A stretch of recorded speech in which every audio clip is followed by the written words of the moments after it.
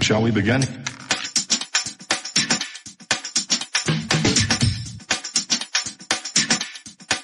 Let's begin now. Tumasugittil tupunga yulupaamut taanna saqqatinnasuppara uyaasakku ukeortartuani qaluupeerulujarniginni kisuyaarulujarniginni saqqatittinasugiatuinnarsugu qaattusaumayaa nimmagaan akkayunni takunguassarsapunani.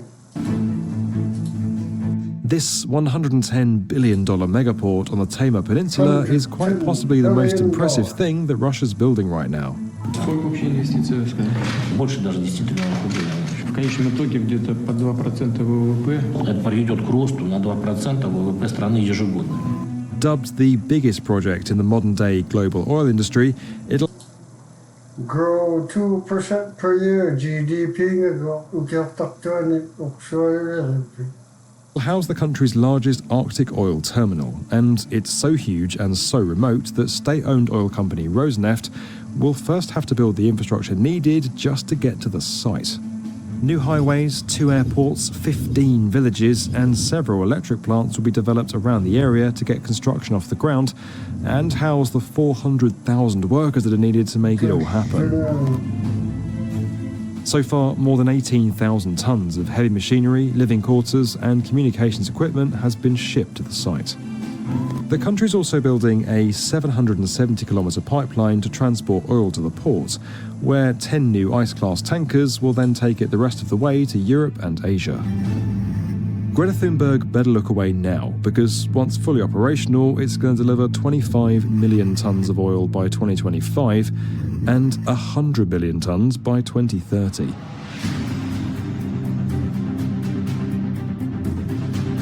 It's worth pointing out that while the costs of this undertaking seem enormous, they pale in comparison to the profits that are set to be generated.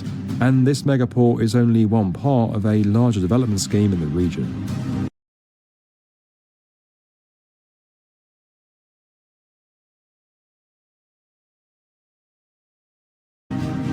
The Russians have long seen the potential of the Arctic. In 2007, they sent a very cold diver down to the bottom of the Arctic Sea flag at the North Pole. Then in 2019, the country announced its Northern Sea Route development plan. The idea is to significantly increase Russian economic development along the Northern Sea Route over the next 15 years, essentially opening the area up as an alternative to the Suez Canal for shipping cargo between Europe and Asia, especially during the summer months when the ice covering the sea could eventually disappear altogether. By 2035, Russia aims to increase cargo flow through the area by at least 72 million tonnes, and it's on track to hit that. In 2018 alone, traffic increased by 80% from the previous year to 16 million tonnes, and in 2019 it went up to 23 million. Canada taimannagun innunavut peroximanersikkannialulerajortu aginersaalulerlu qanukaarain. Russian Arctic infrastructure is being brought in from the cold and getting some serious cash splashed on it. Ports are being modernised, ice-class container ships are being constructed, and railways are being expanded. And it goes beyond oil. Russian state-owned energy company Rosatom, along with UAE-based DP World, are co-developing new ports at Murmansk and Vladivostok on either side of the route. They're being specially designed to transfer cargo off ice-class ships and onto ordinary vessels. The UAE isn't the only country to see the opportunity of investing in Russia's infrastructure.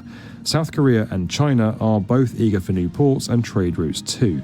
As the world is concerned about climate change and Arctic ice melt, there is one nation which of course is rejoicing in this rather worrying phenomenon. It happens to be China. In 2018, China declared it would cooperate with Russia on the new Arctic Silk Road, signing 20 bilateral cooperative documents and agreeing to invest in the region. As part of this, Beijing will build several Chinese docks across Russia's north, in ports that are currently underdeveloped and unable to handle massive volumes of shipping. As we said, a number of new railways are also being built to service these ports.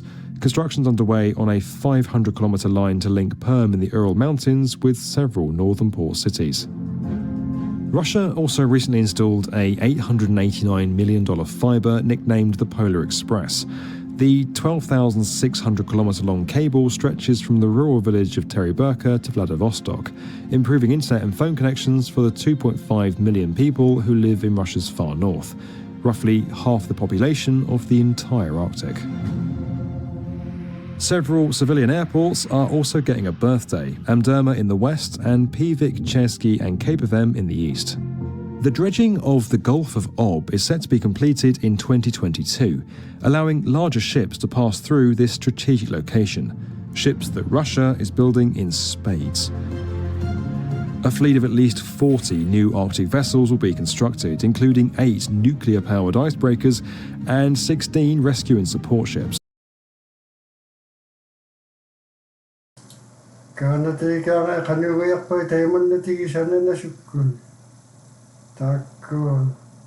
Icebreakers, rescue support ships, nuclear-powered icebreakers.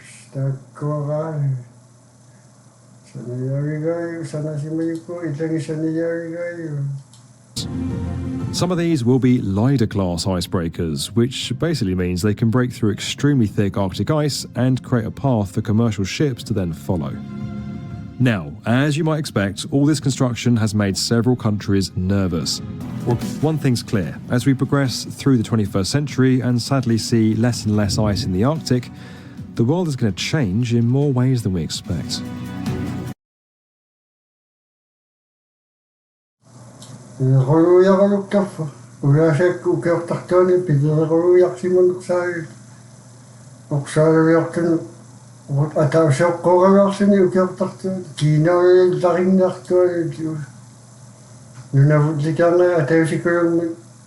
Gas or oil plant